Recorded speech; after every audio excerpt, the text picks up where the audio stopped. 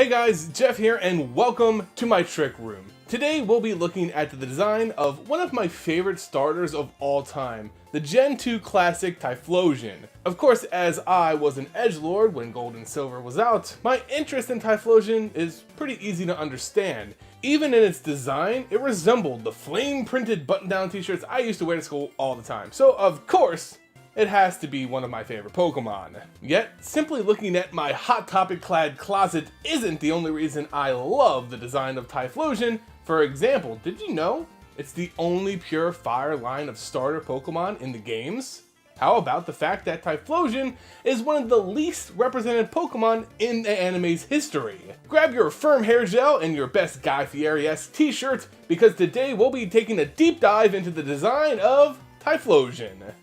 When discussing the designs of starters and comparing those I like to those I really don't, I understand people can be rather sensitive on this topic. Typhlosion, though, is a starter I personally have a lot of love for. I know some kind of feel it's underwhelming or just a Charizard ripoff, but its design has so much more going for it than just that. Typhlosion and Charizard, being back-to-back fire starters, have the exact same stats and stat distribution. The only thing setting these Pokemon apart would be the addition of Charizard's flying type and the moves they learn naturally. So yes, I can see where the argument can be made that it's just a slightly different Charizard, at least in terms of their stats being so similar, but still, its design couldn't be more different.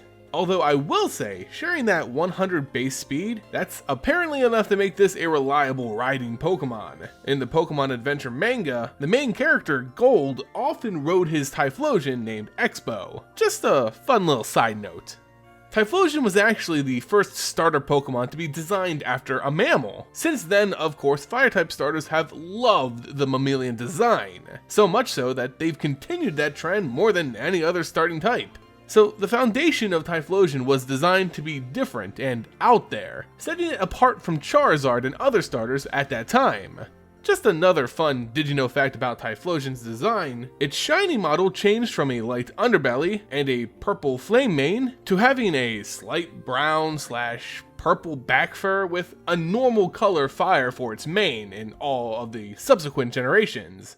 Getting back into its design origins, Typhlosion is designed after a honey badger, a member of the mustelid family, which includes otters, weasels, wolverines, minks, and polecats. Basically any little mammal on 4 legs that kinda stinks, you know, mustelid. It's in the name, musty. They're often characterized by that signature smell, as well as their long, slender bodies built for land or swimming with sharp, carnivorous teeth.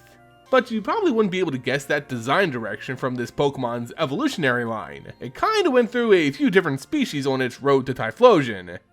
Cyndaquil, the first stage of this line, is designed after an echidna, an egg-laying mammal similar to anteaters. They're like a combination of an anteater and a porcupine. While echidnas have spiked quills for fur, Cyndaquil looks more like a porcupine when its flames are lit.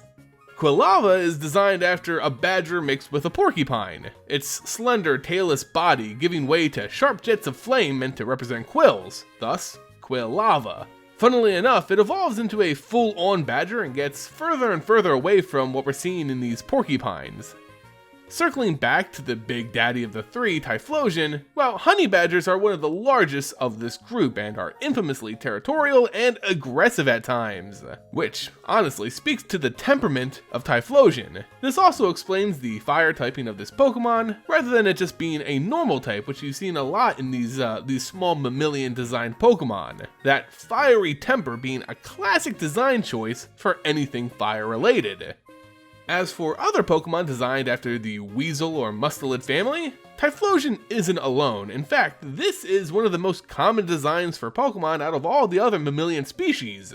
Other Pokemon designed after these animals include Linoone, Ferret, Weavile, Floatzel, Mineshaw, Zangoose, Gumshoos, Oshawott, Skuntank, Watchog, not to mention the rest of these Pokemon's evolutionary lines, which fall under a very similar design. I'm sure I'm missing more, so if you can think of any, leave them in the comment section to flame me for my lack of mustelid knowledge.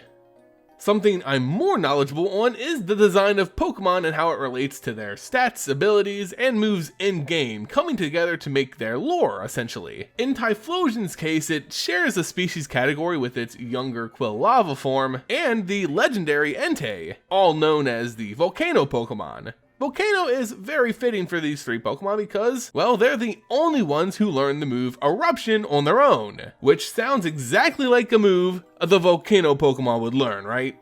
Another unique move nearly exclusive to Typhlosion is the move Burn Up, only learned naturally by Typhlosion's line and the legendary Moltres, with Growlithe and Tepig learning it through breeding. This powerful fire move is unique because after it's used, the user loses its fire typing.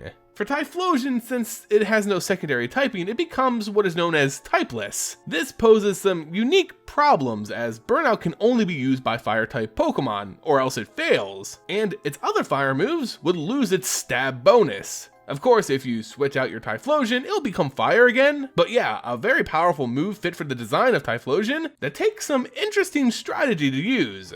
Moves are always a great way to add flavor to a Pokemon's design, and Typhlosion is no exception. Burn Up, Eruption, and Smokescreen all have moves tied to its design, biology, and Pokedex entries. Burn Up is expressed in its Pokedex entry. If its rage peaks, it becomes so hot that anything that touches it will instantly go up in flames. Eruption? It has a secret, devastating move. It rubs its blazing fur together to cause huge explosions. And Smokescreen, Typhlosion obscures itself behind a shimmering heat haze that it creates using its intensely hot flames. This Pokemon creates blazing explosive blasts that burns everything to cinders.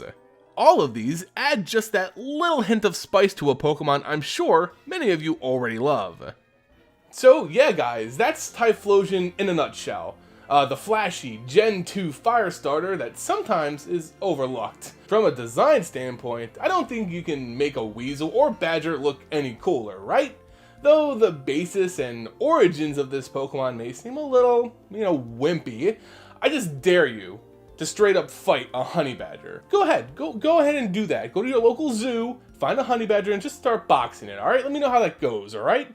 Those little assholes are pretty vicious. Working with what they could in designing Typhlosion, I think it was all wrapped up and polished with corresponding moves, abilities that fit its lore, background, and biology. It's those little hints of flavor that really take the design of a Pokemon and pushes it to that next level. Go ahead and let me know your own thoughts on Typhlosion in the comment section below. Were you a fan of this Fire Badger, or do you think it's just dumb? And more importantly, are you prepared to fight for that very wrong opinion? I'm only semi-kidding. You can go ahead and leave your comments and we'll have a little debate. If you enjoyed the video, don't forget to leave it a like, subscribe, and of course share it. It really goes a long way in supporting the channel. As always guys, thank you all so much for watching, and I'll see you next time. See ya!